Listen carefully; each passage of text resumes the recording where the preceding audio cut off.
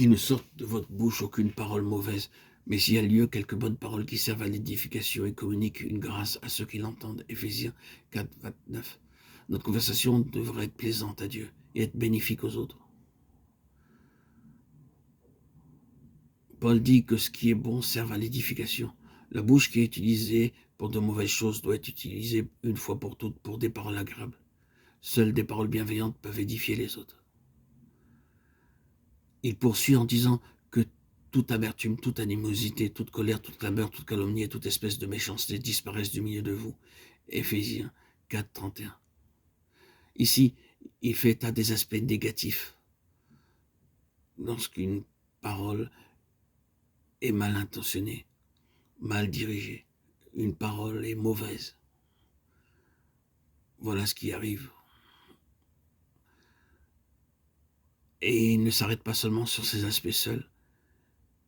Il mentionne également les aspects positifs pour le croyant. Revêtez-vous, soyez bons les uns envers les autres, compatissants, vous pardonnant réciproquement.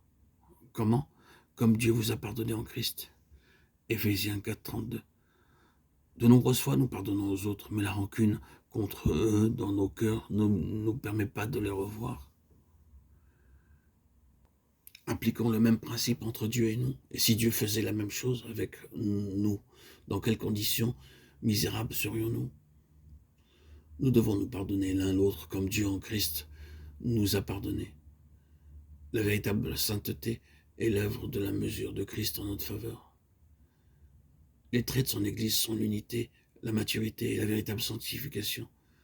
Ces choses ne peuvent jamais se réaliser si l'homme essaie de fabriquer l'unité et prendre la direction du travail.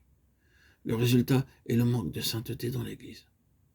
Ainsi le Seigneur regarde l'Église et déclare qu'elle va être vomie de sa bouche.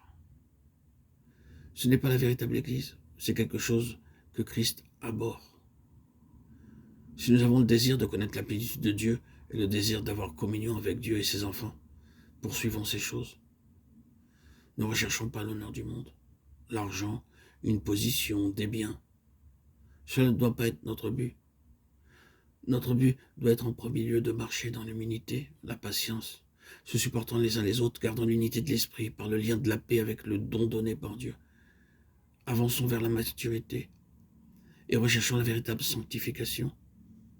Nous serons en mesure de connaître la plénitude de Dieu corporativement seulement dans l'Église. Ce qu'il a entrepris, finalement, il le verra. Une unité spirituelle existe parmi les croyants, dans la mesure où ils reconnaissent et goûtent cela ou non. Lorsque l'Esprit de Dieu est à l'œuvre, il sera en capacité de conduire le peuple de Dieu dans la véritable sanctification. L'épouse pourra être prête pour la venue du glorieux et céleste époux qui revient. Christ ne vient pas pour une prostituée, il vient pour une épouse.